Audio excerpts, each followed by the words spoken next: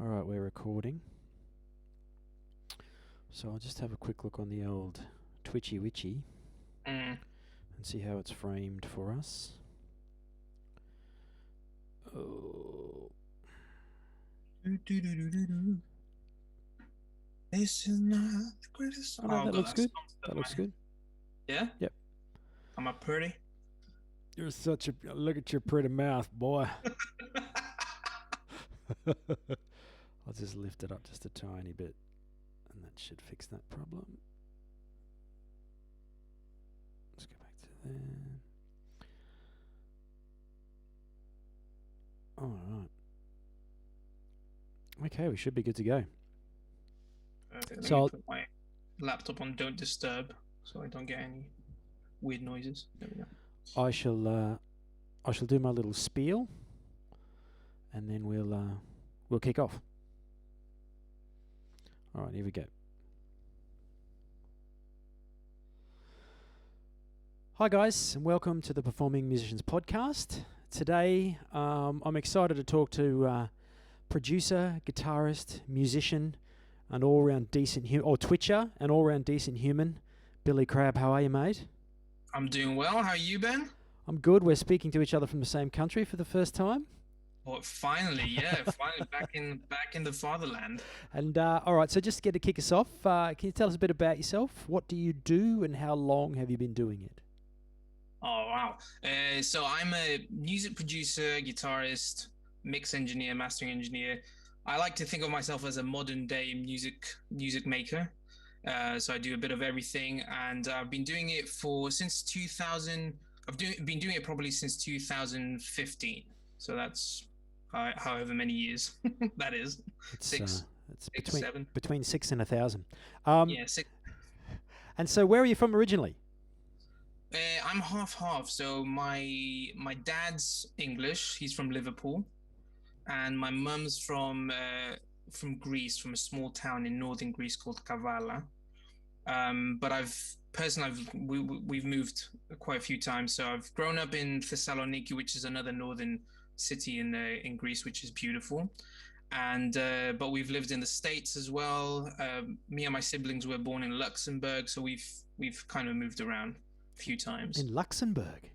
Yeah, huge country, huge. I was going to say you could walk across that in a day, couldn't you? Basically, yeah. Wow, that's amazing. So before we get in the current situation, can you tell us a bit about what originally inspired you to start down this path? Yeah, I mean, I remember doing music from a very young age.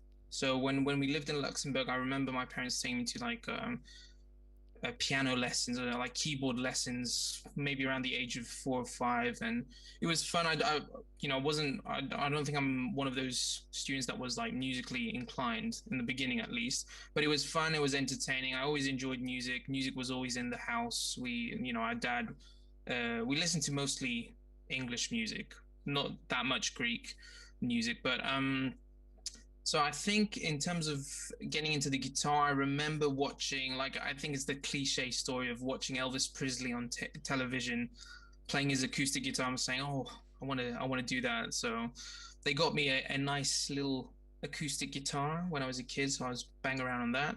But yeah, I think it was just it kind of naturally happened. I think we always had music in the house, and did piano lessons from a young age. And at some point when I was like 8 or 9, I decided I wanted to do guitar lessons, so started with classical. Wow, so Elvis. Elvis, yeah, it was on TV. We were watching it. Must have been some like documentary or something. I don't remember. I was too young, but I remember watching Elvis Presley playing music. I was like, oh, that sounds fun. It's funny. I always remember when I was younger. I always used to watch the Elvis movies. Did you ever watch the Elvis movies? Never. He had a whole been one of those. He had the whole career. Like after he got back from I think he went to Korea. Was it? I think he served in Korea. Like he's had the I don't know his history that well, to be honest. But I know he was just starting. Like he became really popular, and then he went and did military service, which will probably ring with you. Yeah. And then he sort of came back, and then he embarked on like this movie career, and he's got like Yeah, I know he had a big So movie many career. movies, man, and they're all so bad.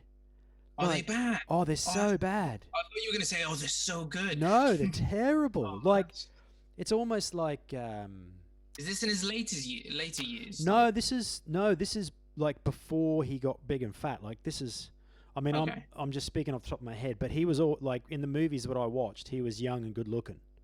So I think basically I think when he I can came, relate to that as well. By the way, oh you yeah, know. well you're a creature of beauty, mate. But yeah, I think that's sort of that's where he was. I think when he came back from war service, he sort of he started music again, and then he signed up for like this ridiculous deal where he had to do like 20 movies or something. You know, like back in like the 50s and the 60s, it wasn't. You know, you don't have your own agency. You sort of sign up, and the because he had the colonel or something, wasn't it? He was like his relentless manager who just kept pushing him and pushing him and pushing him. Yeah, there's some story about that. Yeah, where more money, more money. Yeah, it's amazing, man. So look up just if you want to go down a wormhole, Will look up. for sure. Yeah, yeah. Now that you've mentioned it, I'm gonna Oh, definitely check it out. and he's always like a bad boy or like a surfer or someone. And there's always like a big musical number. Like every Well, that was movie. his image as well, wasn't it? Like he was kind of like this rebel in Well, the music. like they banned him from the waist down. Yeah. on some of the on some of the early shows, they banned him on the waist from the waist down because it was sending like the girls crazy. Yeah, I've seen an interview of his where the interviewer asks him like, "Don't you think your dancing's very provocative?" And he says like, "There's nothing I can do. It's just how, the music makes me move. I can't control it or something like that." But yeah, Yeah, it makes yeah. sense. I think it was it the Ed Sullivan show maybe. They only showed him from the waist up because the censor said you can't show his groin because the way he Oh, moves his groin makes women ovulate. So it was that, that's ridiculous. yeah. Well, but that's the thing. Like you look at it now and it's very safe and tame and like, but back then that Mhm. was like basically, Too much. Yeah, well, basically it was like Nicki Minaj. You know, it was the same kind of deal. Like it was yeah, I just guess. he was as well known for his music ability as he was for his sexuality, which was Mhm. really intriguing to me. You know, when you think about like when I was young, you know, you always think about Fat Elvis Yeah, I mean, that I guess that's the last thing you remember of him, don't you? And there's so many videos of him in that stage of his life. But with his rhinestone jumpsuits and stuff like that. I'm bringing it back, man.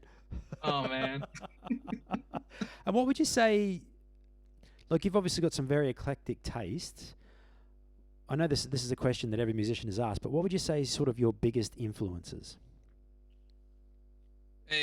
well, it depends. Are we talking about guitar playing or are we talking about songwriting? Well, Because I let's think let's talk it's about let's talk different. about guitar playing first. Okay, well, hands down, you've already interviewed him. My cousin George, George Yes. Marius. Yeah. He's definitely been a huge influence. Just because we grew up playing guitar together. He mentioned in his interview about how he spent a whole summer before I left for the States practicing endless hours, from the moment we woke up till nighttime. And he basically taught me my first things on the electric guitar. I studied classical guitar before that, so I had some technique and knowledge from finger picking and all that stuff. But when it came to the more rock elements and more technical stuff, he definitely started me off on that journey and that path. So George, I would say, he was number one Yeah. there. Yeah. Still is, I think. He's Oh, he's an you've seen. amazing player, man. Just Yeah. world class. It's good to have that as a cousin. Oh yeah, yeah. Free lessons. It's amazing. Get free lessons from a world class guitar player. That's No, yeah. tick. And what are some other players that come to mind? Some possibly more well known sort of. Yeah, I mean, I kind of transitioned. Definitely started off with the whole, G3 craze with Satriani, Yngwie Malmsteen, Steve Vai. Eric Johnson is a huge favorite of mine. I played one of his pieces for my audition at Berkeley, the Cliffs of Dover, and it's Yep. probably the most amount of hours I've spent practicing a piece. Just it's such a great composition. So definitely those players. There's players like Eric Gales that I really like. Yes. I got into more of the blue stuff like Joe Bonamassa, um, Jack Pearson, who's a very underrated session musician in Nashville. Yeah, I don't think many people know about him, but he's No. an amazing jazz fun. Like he can play anything, and he's an incredible player. So I think yeah, in terms of guitar, it would be yeah. I think it started off with the Vi Satriani. They played a huge influence, and then obviously the classics like Jimi Hendrix, Stevie Ray Vaughan. Those people are just the playing is amazing. So I think yeah, it started off more of like the heavy rock stuff, and then slowly transitioned into the more bluesy, neo soul stuff as well, Yeah, cool. which I really enjoy. And what about songwriting stuff? Songwriting, I think like we grew up with listening to a lot of Paul Simon, Tina Turner, Jackson 5. So I think a lot of the influence in my songwriting came from there. Like even if I don't realize it, like just because we grew up with stuff like ABBA, stuff like that. So I really like we started off with that, and I think later on it was more kind of listening to contemporary people, and then also people like I was going to say Steve Vai, but Stevie Wonder. Yeah. There's an amazing singer-songwriter that I really enjoy, and I've been listening to him for quite a bit lately, called Alan Stone. Oh He's yeah. probably around. I think he might be around my age. Alan Stone's amazing, man. He's incredible, man, and his songwriting is fun. His I've seen him live 3 times now. I saw him twice in Boston and once in London, and each time his showmanship is incredible. So he's definitely an inspiration with his songwriting and his stage performance. And then James Bay is another guy. I really like his first Chaos on the Calm. That entire I can listen to that record beginning to end. That's Like awesome. all of that is really good, and his songwriting is exquisite as well. Actually, Alan Stone is quite big in Australia. Yeah, he's huge. Well, his wife is Australian. So maybe that's why, like, I don't know I don't know if she's well known in Australia, but I know she's a graphic designer from, not stalking him, but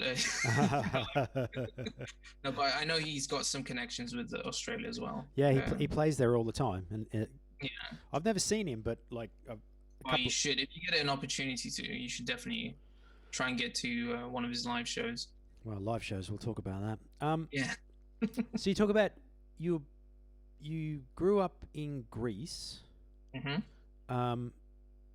And so was your family supportive of the music, or was it more like you did it in spite of, or with the encouragement of, or? Hugely supportive, I would say. Even to this day. My mum, obviously, you always have that one parent who's kind of not skeptical, but just worries about you and says, maybe you should look into having a plan B in music as well, and see if you can do, like, I really enjoy technology, like computers. I can pick up stuff quite quickly. So she was saying, "Oh, you're good at that, so maybe you could do something with computers." My dad was the extreme opposite. He was like, "You want to do music? Go for it. You only live once." And obviously, I wasn't just doing it as a hobby. I was like quite serious about it. I wanted to get into a good school, and I auditioned for Berkeley. So I think that kind of showed him that I was quite serious about what I wanted to, that I really wanted to do music in some shape or form. So no, hugely supportive. Yeah, I never had any, why are you doing this? Or you're not gonna amount to anything. Like I've heard some crazy stories of, of people not having supportive parents. So no, I would say like hugely supportive. That's awesome. So you said you did classical guitar. What age did you do that until when? Must have been like 9 to 13, 14. Right. So it's a fair while. So maybe 5 years or so, something like that. And that gave you a good grounding in sort of technique and music theory and stuff like that? Not music theory. I was one of those people that, they're one of those kids that, my parents were saying, "Oh, you should do music theory as well." I was like, "Nah, I don't want to do that. I just want to play." So I didn't get into music theory until later in life. But classical pieces, like getting the dexterity in the fingers and learning different techniques, that was I don't know if I could still do. I can some of it has still stayed with me on electric guitar as well. But for the most, I was practicing quite a bit of classical pieces, and it works whatnot. well. It works well for the hybrid picking. Definitely. Yeah. So when you when you were finishing high school, Mhm. you where did you go from there? So as I mentioned before, we lived in the States for 2 years. So I did All right, so you were in Greece. in Greece, then around I forget when it was. Like I've mixed up my years, but I did the 2 years of, I don't know what you would call it, like high school, like last 3 years of high school. The first 2 years I did in the States, and in between those 2 years, I was fortunate enough to go do a summer program at Berkeley, so for a week. And I had never heard of the school before. I wasn't really sure whether I was going to do music later on. And I did that 1 week there, and I was like, yeah, this is what I want to do. Yeah. This is the type of people I want to be around. So I had a very strong idea of what I was going to do after school, and I knew that I wanted to go study music. George was already studying music, so he was kind of also helping me out with the guitar stuff. So yeah, after high school, I graduated, spent the summer in Greece, and then September of 2009, I was off to Boston, America. America. America. America. And so how was that, man? Talk us through your experience at Berkeley. If I could do it again, I would do it. Yeah, really? If I had the money to do it again, definitely. Probably one of the best experience. How they say like college is the best experience of your life. It definitely was for me. It was, it opened my mind to a lot of things. Obviously, coming from Greece, and I think George talked about this as well. Like because there's not that many people that take music as seriously as us. I left Greece thinking, oh, I'm gonna be, one of the best players there. I've practiced so much, and I just remember the first day, the first night staying in dorms, and we had jam rooms in the basement of the dorms, and I just remember showing up all confident and leaving with like my tail between my legs, because the amount of the level there is ridiculous. Some students, I was wondering, what are you doing here? Like, why? What else is there for you to learn? Wow. But it was, I thought people would be very competitive, and it was the exact opposite. Everybody was very friendly, willing to share knowledge. We would spend like hours jamming, practicing with other people. So the environment was probably the best environment to be in order to learn new stuff and actually just have practicing on repeat the material. Yeah. But I think one of my favorite things there was because I was interested in music production as well, and I was debating what major to do. So I did the performance major, so guitar performance. But because I loved music production so much, I basically tried to get on as many music production projects I could, just so I could watch people work and say, like, okay, what does that do? What does that do? So it was just, a source of knowledge, really. Like, even no matter what major you were doing, you could learn about anything: film scoring, music production, songwriting. Yeah, just a really good place to be. Wow. And so how old were you then? 18. Wow. 18. I left home at 18. Was a 4-year program, so I think I finished around 22. So you were at Berkeley for 4 years. 4 years, yeah. That's amazing. Yeah, it was fun, man. Great place to be. You're right next to New York, because it was only the Boston college then. They didn't have Valencia or the New York buildings at that time. So you could go to New York, check out some jazz gigs, go check out some music.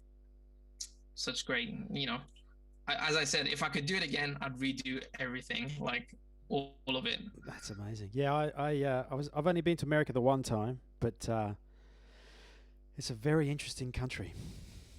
It is. I remember the first time, it was like culture shock. It's the first time I've experienced, because you don't get exposed to, like, you watch movies, you kind of get an idea of what you think you have an idea of what it's all about. And I think when we first moved the first time, it was during the Bush administration. So America's image in Greece was not the best. So you already had this kind of negative mindset of where you were going, and, like, oh, Americans, and everybody has this preconception that, some people are not smart there, or they're where they start wars and whatnot, and you just arrive there and it's like, oh, it's just like any other place, but there is something different that I don't know how to explain. You have to live through it. And going to school there as well is just like, I don't know how people do it. It's huge, so many people from different cultures. I remember arriving there in school, and it was like, like how when somebody new comes to your school, everybody introduces themselves. This is a new student. You arrive in America, you go to a new school, another foreign kid. It's nothing. Yeah, there was no introduction, no nothing. I was kind of like, hello, I'm new here. Nobody, yeah, it just went over their heads. But it's just how the country is. Wow. It's And that was for high school? high school. Yeah. Wow. And so you left Berkeley, and what actual qualifications did you have then?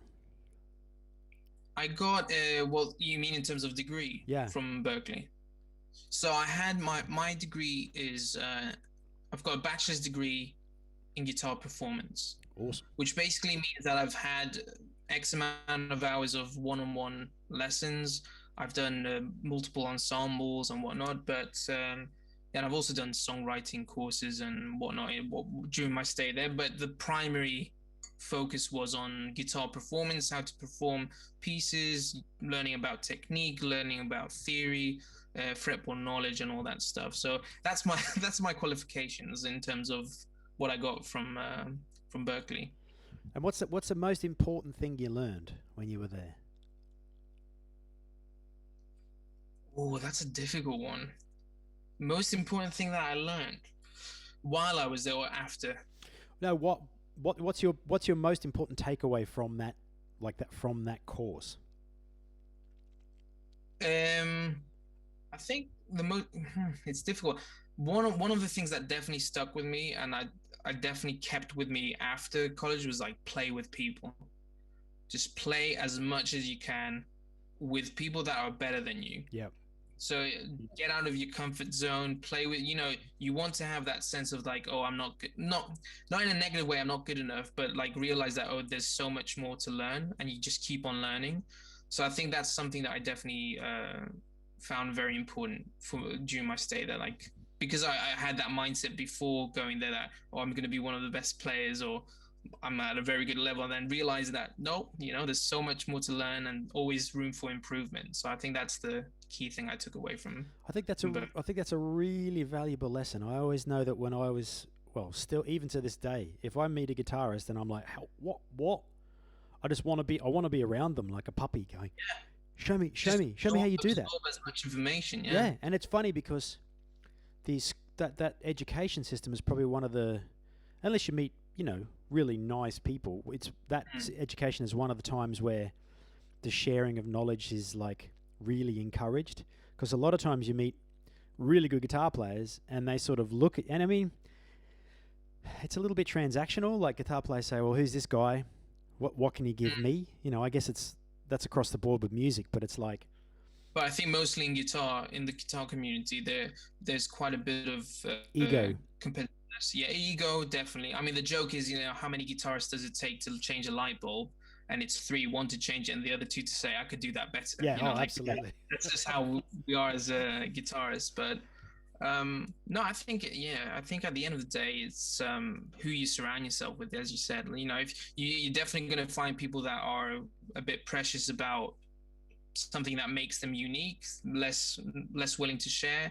And I think there's other people that are just like, here it is, this is how I do it, exchange of ideas and whatnot. So I think it really depends on who you surround yourself with. I mean, I know I used to be like that when I was younger. I was like, don't steal my licks, man. It's taking me ages to work out these licks. Yeah. These are my licks, man. This is what makes me a star, man.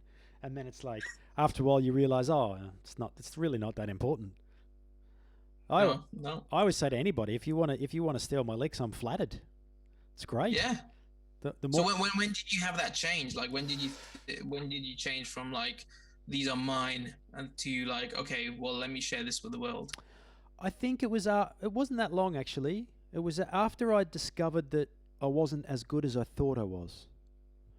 Because I had much of the same sort of experience. I grew up in a little country town where I was, there was me and one other guy that could play fast, and Nice. it was like, and when I was the first couple of years, that's all I did was just practice speed. That was it. All I wanted to be was the fastest guitar player on the planet.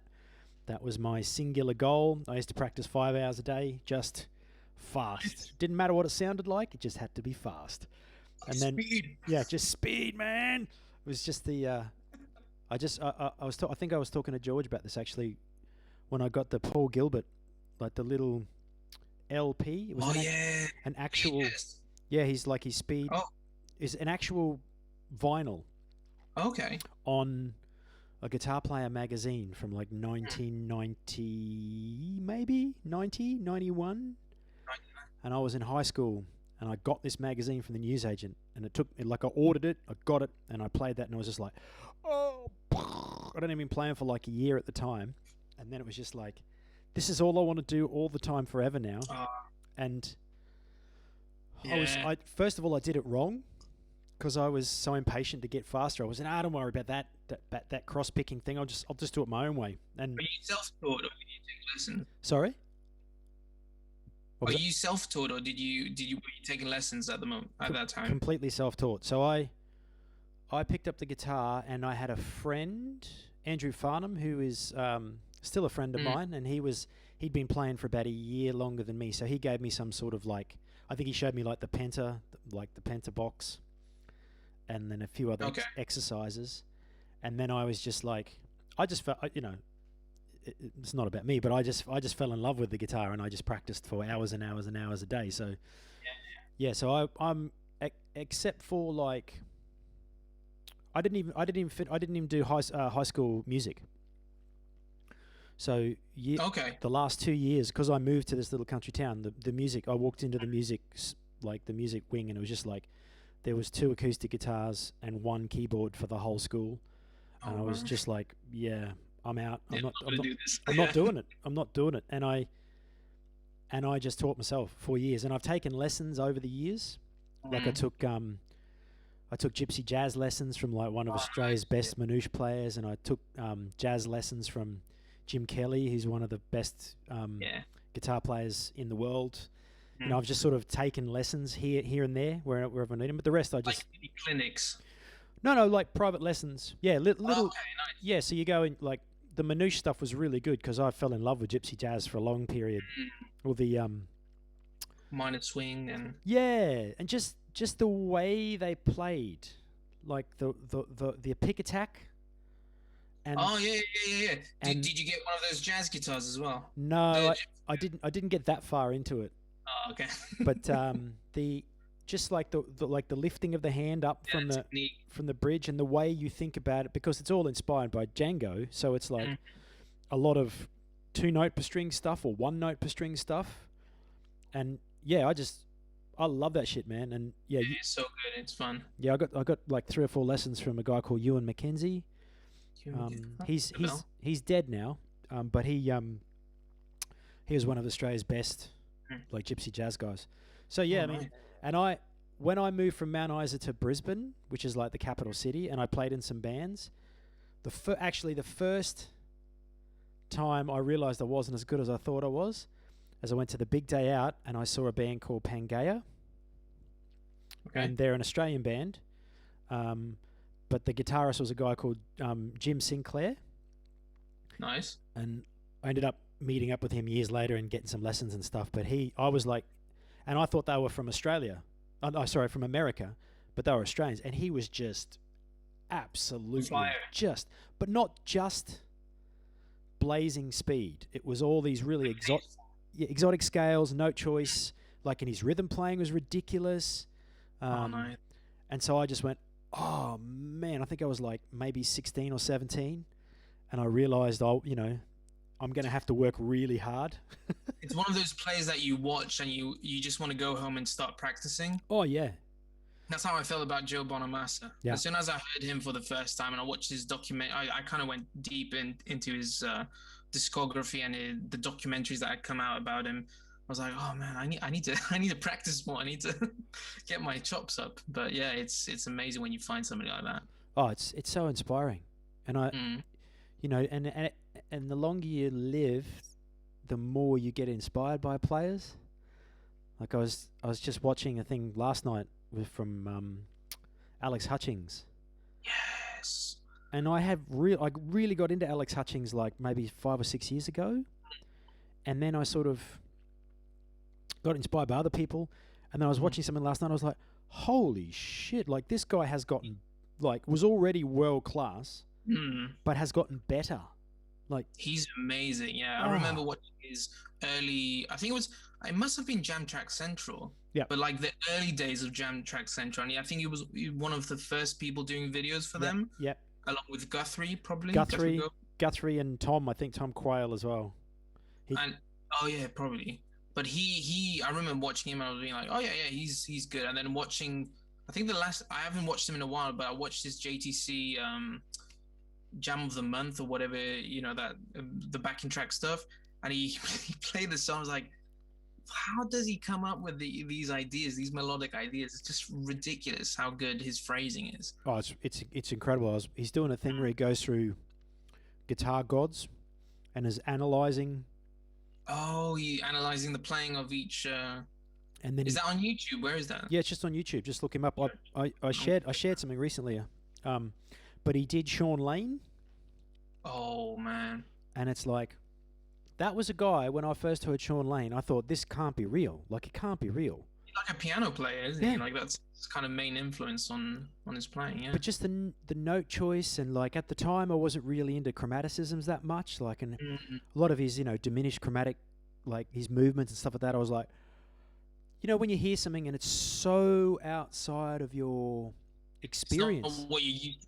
Yeah. it just Yeah. blows your mind. Like you go, I don't understand. This is from another planet. It's like the first time I ever heard Ingwe. I was like, what the frickin' hell is What is this? he doing? What are you That's how I doing? feel when I jam with George. By the way, like Yeah. whenever we sit down to jam, I'm like, he's doing like a nice fun. We'll do some nice fun pentatonic bluesy stuff, and then he'll just throw something that was like, I can't even start to comprehend like what he showed me. I remember the last time we jammed before I left for the UK for the first time. We were doing jam, and he does this like chromatic arpeggio thing. I was like, okay, well, I stopped him right there. I was like, can you tell me what you're doing there? And he breaks it down. I still couldn't understand. I just stole it as a lick. I just said, okay, I'm just stealing this as a lick, and then I'll try and use it, find a way to use it. I just couldn't understand the timing and the placement of it. It was just Yeah, but ridiculous. he's got such a beautiful interpretation of intervals and the way he Mm, uses the intervallic space within a chord, like within a structure. yeah. It's just so left of center. It Mm. just it catch and he. It was funny when I was chatting to him. He was talking about I'm not good at this and I'm not good at that, and I'm like, yeah, man, whatever. He'll spend a week on it and he'll be like, yeah. I remember like my favorite story with George is I remember I was taking classical guitar lessons, and George had just expressed the want to start electric guitar lessons, and his parent had bought him his first Epiphone electric guitar with a nice Epiphone amplifier, and he was showing me like a simple like what is that Inspector Gadget or something like that. Oh yeah, He's Inspector Gadget. something like that, yeah. And then a couple months go by, and we meet up again in his hometown, and he says, "Oh, check this out!" And he puts Zach Wilde's solo on. No more tears. No, Mr. Crawley. Oh, Mr. Crawley, yeah. Like check this out, but he didn't play the Zach. He didn't play the Zach Wilde solo. He created his own solo. And it was like this ridiculous shredding. Like 2 months have gone by. How did this happen? He's just one of those type of guys. Like if he sets his mind to something, he's like, yeah, this is happening. He's just got a good grasp of the guitar and how to do things, and see it's annoying. That's so inspiring when you run across people like that, and they're also like, yeah, no, I just I work really hard at this, and he doesn't consider himself to be particularly talented or anything. He's just into it, just really enjoys it. Yeah, I think, I mean, that's probably true. Like he doesn't, I don't think he thinks of the guitar. Maybe not. Maybe in the early days he was quite, he was quite adamant. He wanted to be the best player. He had a strict practice regimen. He was really good at that. But I think as the years went by, he just, I think he reached a point where he was very happy with his playing, and he was just focusing on the fun of it and focusing on, being more creative rather than focusing too much on the technique. So I think that's a good example. I think you spend the early days, put the amount of time that you need to in order to reach a point where you're happy, and then just also make sure you focus on enjoying what you're doing instead of being like, oh, I need to be able to play at 200 BPM at 16th notes or something like that. Well, I've been listening. I don't know if you listen at all to the Riff Hard podcast. No. There's a podcast called Riff Hard, and it's a really good. There's one of the guys is from Monuments. Brownie from Monuments is like a new prog sort of metal band. Well, they're not new actually. They're sort of a bit like Periphery. Okay, yeah. But their whole ethos like that is, if the time to do that, like massive amounts of practice, is when you're a teenager, when you're young, because by the time you get to about 25, your brain it's it's just neurology. So I think it also has to do with what style of music you want to be doing as well, isn't it? Like if you're into heavy metal, you want to be technical. I had this one teacher, David Tronzo. He's an amazing slide guitar teacher at Berkeley, and he basically said, if you want to be a pop, a guitarist for a pop singer, be a pop artist yourself, just learn your triads. Just learn your triads. He said that's the only thing you'll ever need. There's nothing else you'll ever need in order to be a pop artist. And he was right. I've kind of taken that to heart, and I can, if you play in a function band, you're literally, as a guitarist, as a rhythm guitarist, you're just playing the triads all over the neck. And it just focus on the stuff that will be handy. Yeah, I think it more goes to like the idea that if you sort of wish to have any facility or mastery of anything, and I think that goes to like, because I know when you think about the shredder guitarists, like your classic guys. It's all it's Steve. I used to do Steve Vai's 10-hour workout and stuff like that. Those guys have incredible facility, but also incredible musicality. So that idea that when you've got to, in your teens is where you've got to suck all that like a sponge and get that facility, because that facility, if that's your goal, but even like I would argue like pop guys and even like maybe quote unquote less less technical stuff like blues players and stuff like that. There's a lot of just straight out time on the instrument, like of course. Just facility of the hand strength and how you move your hand and whatnot in touch, the phrasing of things. Yeah, of course. And when you're young, you've got to jam that stuff into yourself the whole time, because as I said, neurologically speaking, after about 25, your brain becomes a lot less able to learn. Yeah, to absorb information. Yeah, for sure. And then it's just, and as you said, then it's just an idea of then taking that facility and then applying what you want to do and interpreting it in the way you feel you should. Definitely. I think it's also in terms, I don't know if you feel the same way, but I don't know if it's the same in Australia, but like growing up in Greece, for example, and going then off to Berkeley, we don't grow up with jazz music. So we have no, some people may do, but like in my household, in the house that I grew up in, we didn't have exposure to jazz. I like all this jazz phrasing and vocabulary, and so when I got to college, I was like, this is completely new. And there were these kids playing these jazz lines, and it was like second nature to them. So I think it's also, you need to make sure that even as a parent, or for example, if you see that your kid is musically inclined, expose them to that style of music, just so they can grow up with the being familiar with the sound. Because I found that very difficult learning jazz. Like these kids were getting it like it was nothing, and for me it was like, oh, what, I've never heard this sound before. Like what is this I'm trying to learn? I mean Australia is very much the modern Australian culture is very anti-culture at all. Like there's no, we've had 25 years of hard right conservative governments, and they've stripped the funding from everything that's not sports or mining.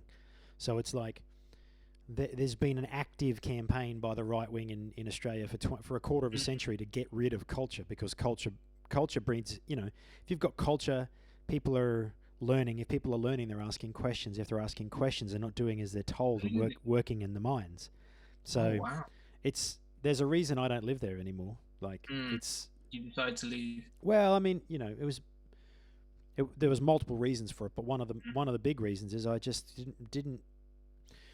I've played all over the world, Mm. and while I have a lot of amazing friends in the Brisbane where I was and the Australian music scene, and I've had some great gigs in Australia, the worst crowds in the world I've ever played to are in Australia. Yeah. Oh wow. Oh yeah, by far and away, I'm because I'm surprised to hear that because like Australian people and New Zealanders are quite they're quite up. Anybody I've anybody I've met from Australia are so upbeat. They're so they've got good auras, good energy. I'm quite surprised to hear like they would be a difficult audience to play for. well, I mean, I'm generalizing, of course, but I'm also talking about your general sort of median level Oh, okay. setting, Yeah. like not music fans, just your general populace. Mm. Like for instance, if you go to a bar or club, or any place where people are playing music, if you play really good music, people will come up and say to you, "That was really good. You are really good. That I had a nice Right. time." In Australia, that's almost gone completely. People Mm. won't talk to you that way. People will say, "Why didn't you play the song right?" Oh, it's just the mindset you reckon, or is The it like? context is gone. People, the musical education has been defunded over the years. The I grants, see. the grants and everything around culture and the arts have been defunded. Even the sciences. If all my friends that work in the sciences, everyone's left because They don't feel it's a place to be. there's no Wow. there's no context for it. The context is gone for interfacing with the arts and culture. I'm generalizing, and they're like some of the best musicians I've ever worked with are from Australia and still are playing and working in Australia because for whatever reason they don't, their goals are different, their life experience is different, and this is all just my experience. I think me and George, I don't want to speak for George, but I think I have a similar relationship with Greece in terms of when it comes especially to music. It's not that they don't support the arts, but it's not one of those countries where I feel like in the States, if you say, or even in the UK, I want to try and be a musician, they're a bit more accepting. It's not the idea of being a musician is not as It's not like running away and joining the circus. yeah, exactly. That's a good way to put it. Um, but I mean, we at the same time, Greece does have a lot of amazing Greek music There's some and amazing guitar players come out of Greece. amazing guitar players. They have like really good, there's a whole traditional dancing that goes along with music.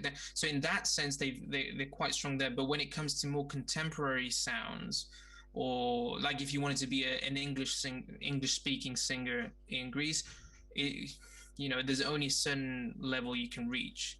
And I think they don't really support, like the self-employed or being an artist, and not as well. I think in the UK you can be a musician, you Yes. can work as a musician and be self-employed and have the support from the government and be in terms of tax and all that stuff. Greece is not there yet. They're still trying to figure out, and I think that's kind of what put me off living in Greece. I think I just, you hit a plateau at some point just because of the way things are. And whereas here, I think there's more space to flourish. There's more space to develop, and also, it's one of the musical centers in the world as well. Oh London yeah. is quite a bit of music, Well, I despite. think it's the cultural context, isn't it? And like, whenever I start talking about Australia like that, I get like a vibe that if anybody who's Australian's listening to us is going to get really, upset with me. But it's like Mm. I love Australia, and I grew up there. Most of my life I've spent in the country, and and as I said, like some of the best musicians I've ever worked with come out of there. I just think the cultural context has been lost.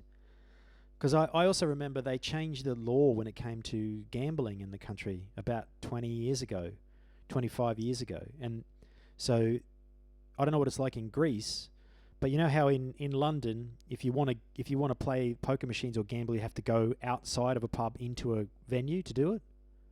Yeah, like there's one of the A lad I know that a one of the build. Ladbrokes or something.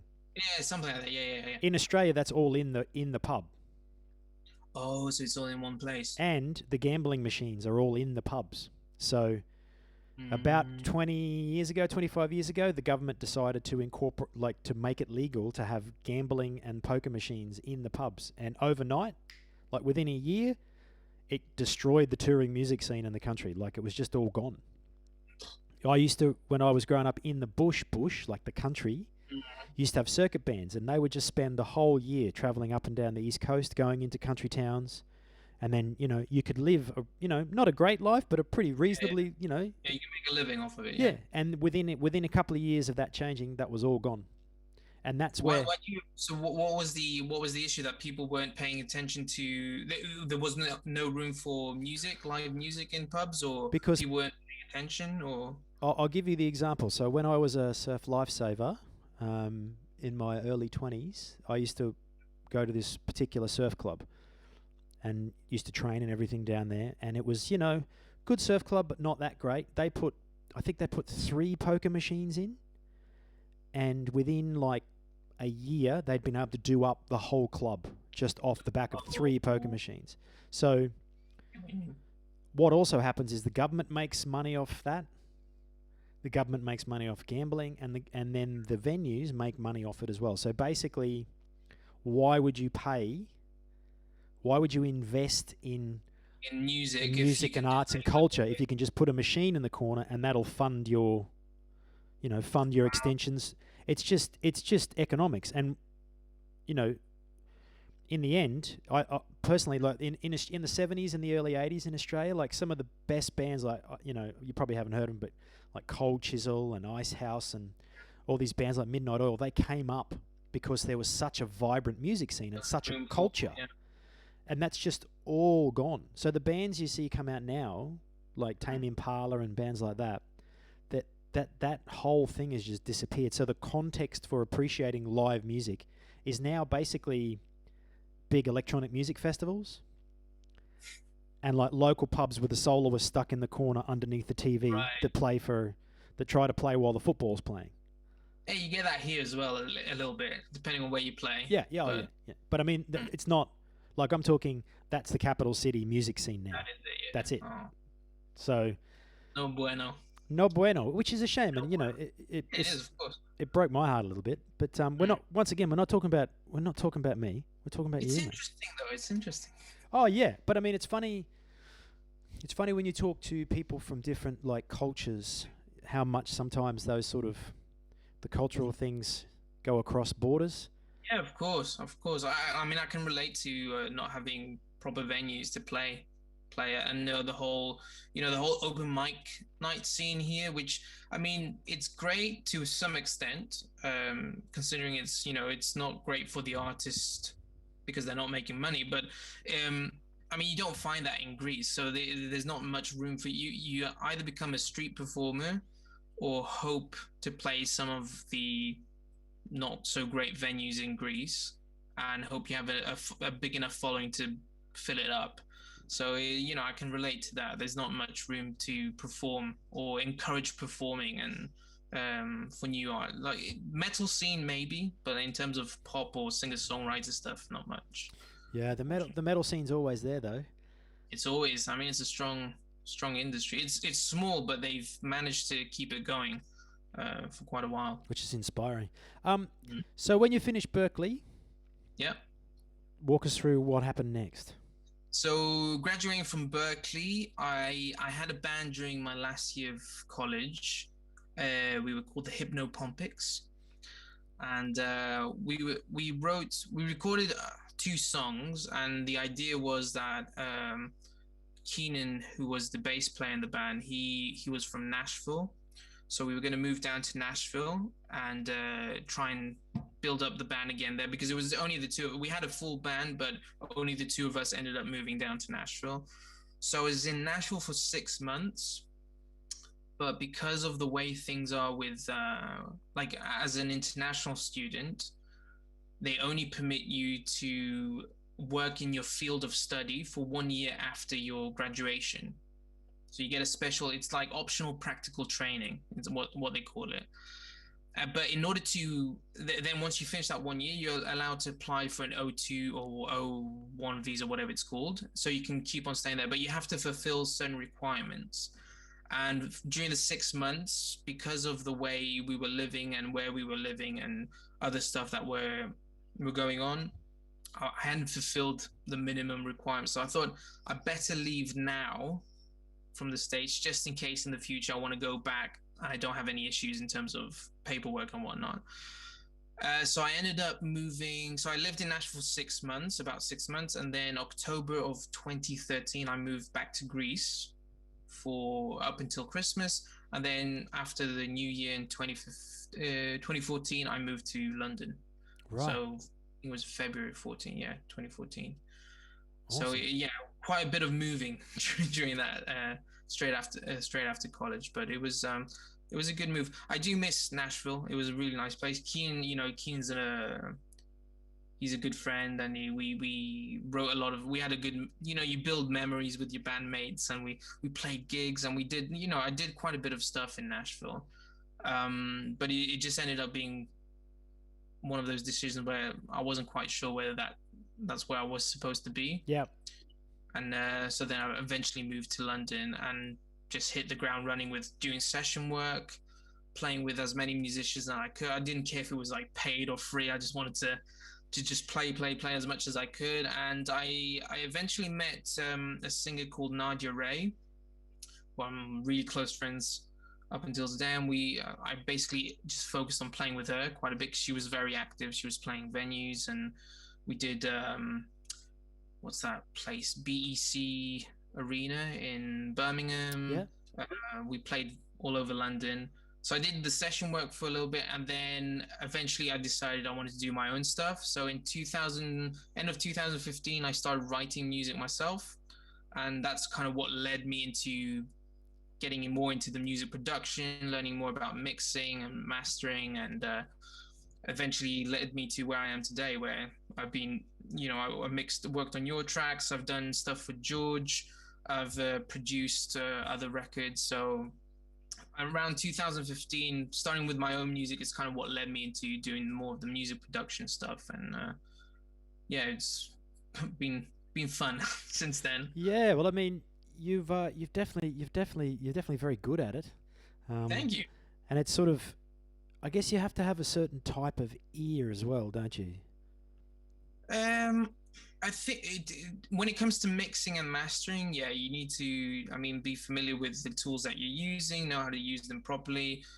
It's definitely one of those fields that you always learn new stuff. Like you'll learn to do one thing one way, and then you'll meet somebody who says, "Oh, by the way, you could do it this way as well." And it's just mind blowing, and you end up just building up a bunch of resources and techniques on how to mix music and make it sound, like broadcast ready, like a record. But yeah, it's you need to have a good ear, and when it comes to producing, I think it's also your personality. I think you need to understand. You need to be able to look at somebody and say, okay, they're this type of person. This is what their needs are.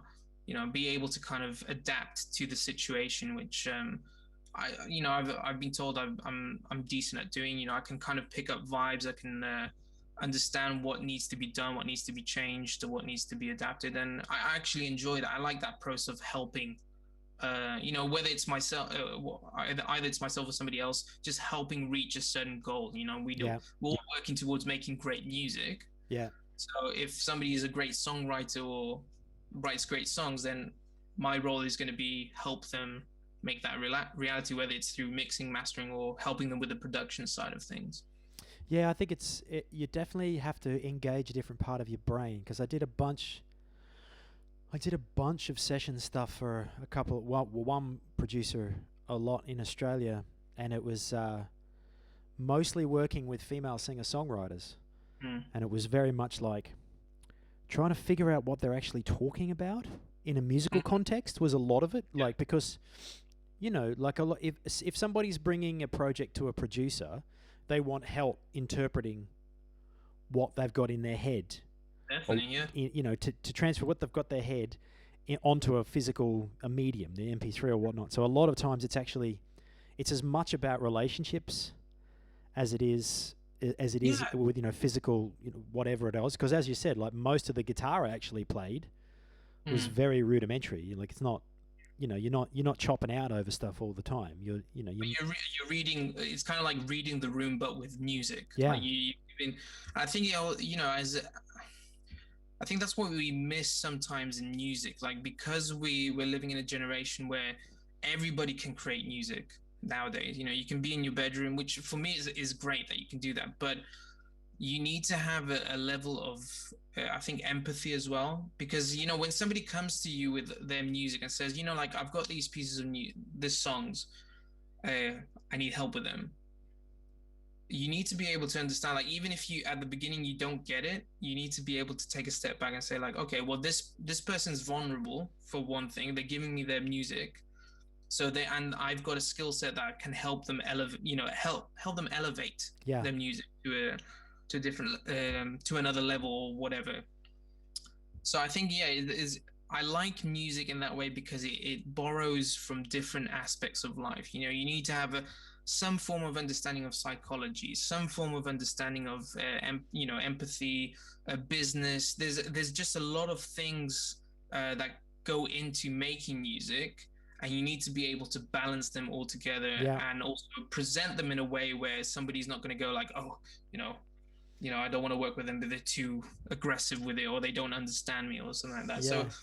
I really like that about music, and I don't think you find that much in other fields. Like I think other more either office jobs or other fields are a bit more kind of black and don't want to say black and white, but I'm going to use that phrase in terms of how you go about doing things. Whereas with music, you're always trying to balance stuff, not Absolutely. only in terms of creating music, but also the people that you're working with. Yeah, yeah. I always used to love actually like sitting down and actually talking to the artist and going, so what's the end goal? Like, what do you actually feel with this song? Because then once then you can actually get your pencil and you can transcribe it in such a way Oh, that yeah. it's that you can actually. I used to love that, and you write the chart out and say to the bass player, this is it and this is the stabs, and it's lovely. I used to love doing that stuff.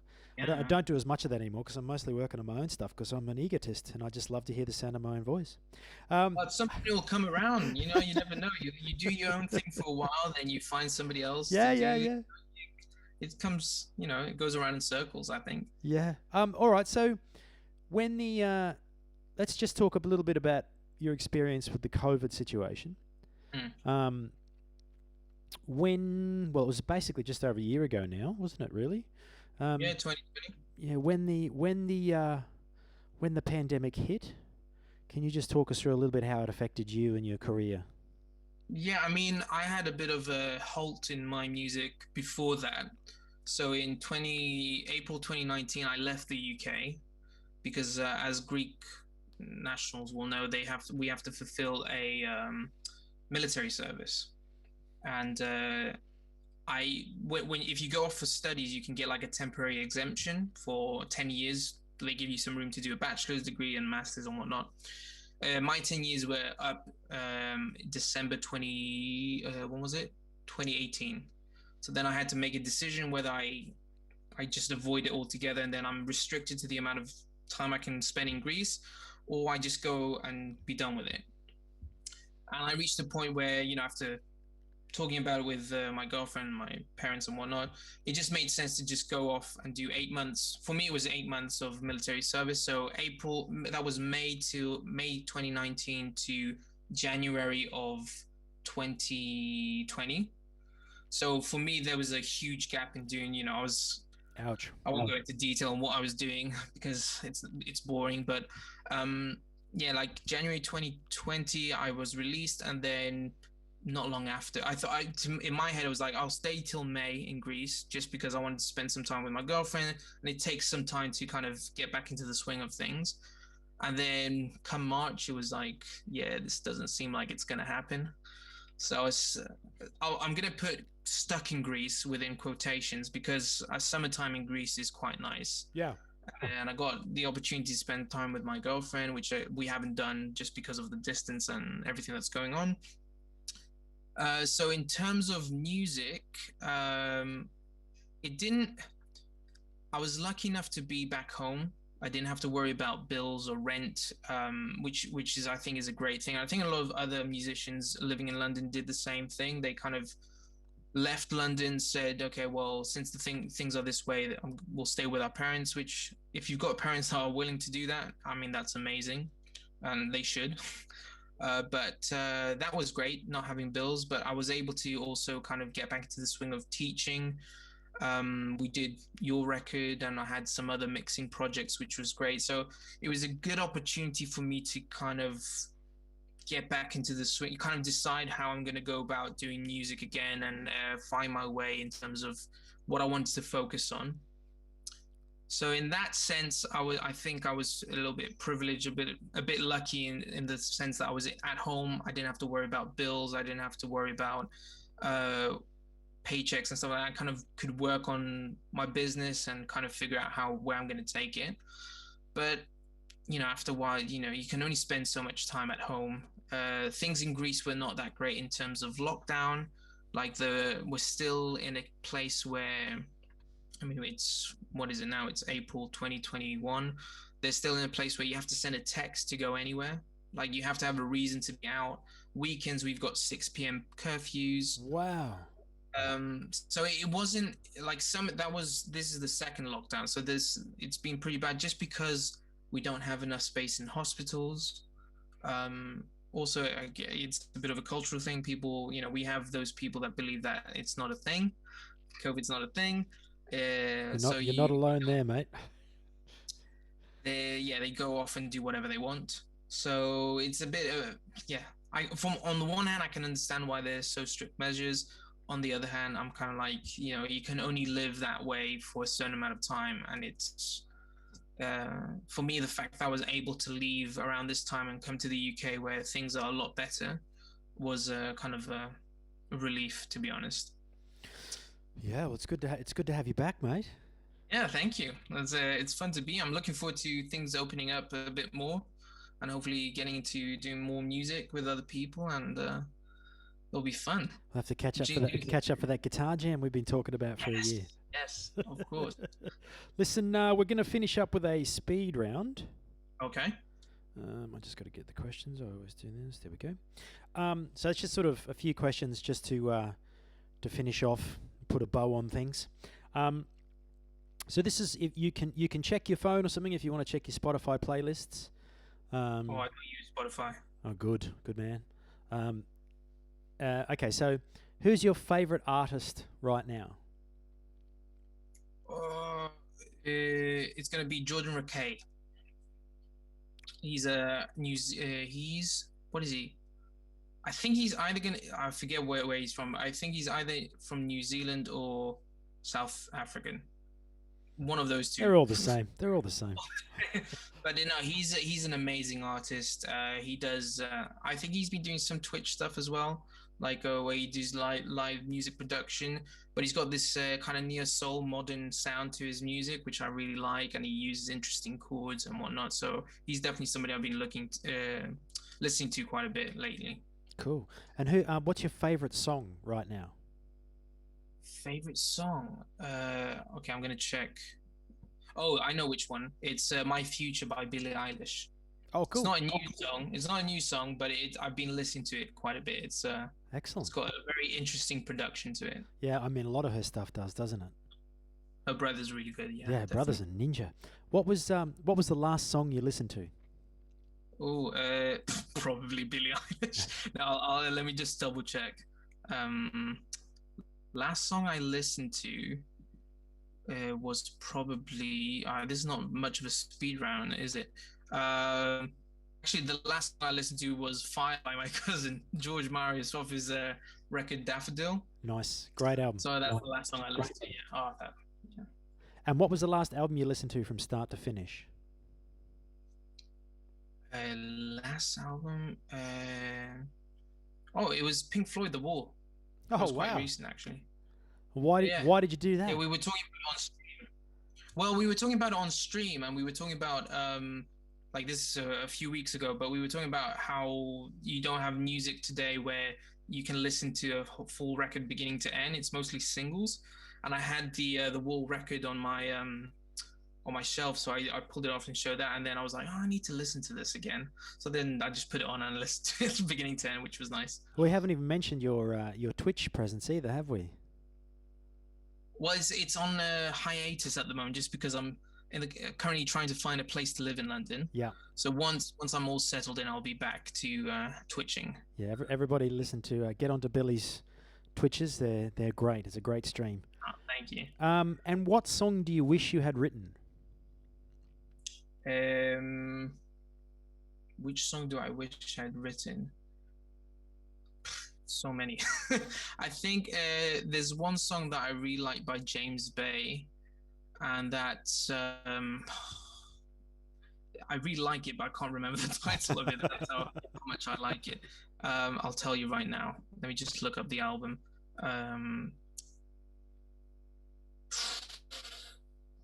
Sorry, this is not much of a speed round, but where is it? Where is it? I just edited it to make it really fast, so you look like it's just coming off the top there of your head. There you go. Yeah, that'll be the beauty of editing, isn't it? James Bay. His records. That record, Chaos on the Calm, has a lot of amazing songs that I wish I had written. But I think the one, If It'll Ever Load. Okay, there it is. I'll tell you now. Editing skills in place. Oh man, this. I thought I had the record. Okay, it is Move Together. Move Together. That song of the James Bay, Chaos on the Calm, Move Together. It's a beautiful ballad. Songwriting's amazing. The chords, just the way he performs it, it's really good. Yeah, I wish definitely one of the songs I would wish I'd written. Move Together, cool. And so what's a favorite guilty pleasure artist, like something you like to listen to that other people might think is a bit cheesy or a bit naff? Ooh. I don't know. I don't know. Is ABBA considered cheesy? Oh yeah. Is it? Okay, yeah, I would say ABBA. Yeah, definitely ABBA. I think that's another band you can listen to the entire record, beginning to end. Just like especially the greatest hits, you can listen to it like back to front, can't you? So yeah, definitely ABBA, I would say. I still do a version of Dancing Queen. I love it, man. I love it. It's a good song. It's unusual, like chords. Like for a pop song, it's quite dense. They were quite ahead of the time on some tunes. Like don't they have some in odd time signatures as well? Yeah. Yeah, that. And so, what other skill do you wish you could have? If I could wave a magic wand and give you any skill, doesn't have to be in music, can be outside of music. Oh yeah, coding. For computers. Coding for computers. I wish I had didn't have to spend so much time. If I wanted to learn it, I wish I didn't have to spend so much time reading up about it. I just wish I could because I think that's part of the future as well. Yes. Everybody's getting into coding. You have to, I guess. Yeah, definitely. I'll have to do a course soon. Son of a, another thing you got to bloody learn. Anyway. YouTube. There you go. What's that? Just go onto YouTube, start learning from there. Man. That's how I learn pretty much everything these days, is through YouTube. A useful resource, yeah. All right, mate. Well, thanks very much for coming and chatting. Thank you. Thank you. I appreciate it. Where can people find out more about you? So definitely my website, billycrabbe.com. I'm on all the social media platforms. My handle's like the Billy Crabbe because I think very highly of myself. And it's spelled CRABBE, yeah? Yeah, like the crab apple. So CRA, or if you're a Harry Potter fan, it's one of the evil guys, but I'm quite nice. So yeah. That's what you say. Yeah. And also, once you get back into it on Twitch as well. Yeah. That's the same handle. Same handle, yeah. The Billy Crabbe. Yeah, I think mostly, on most social media, I'm the Billy Crabbe, except for YouTube, it's just Billy Crabbe. Or if you do a YouTube search, I'll be there. Excellent, man. All right. Well, thanks so much. Thank you. Thank you. It was fun. Hopefully soon we can get together for that guitar jam. Yes, let's do that. Sweet, Perfect. mate. All right. Well, have a great one, and I'll talk to you soon. Sounds good. Take care. All right. That's finished recording. Sweet. I'll pause my Logic.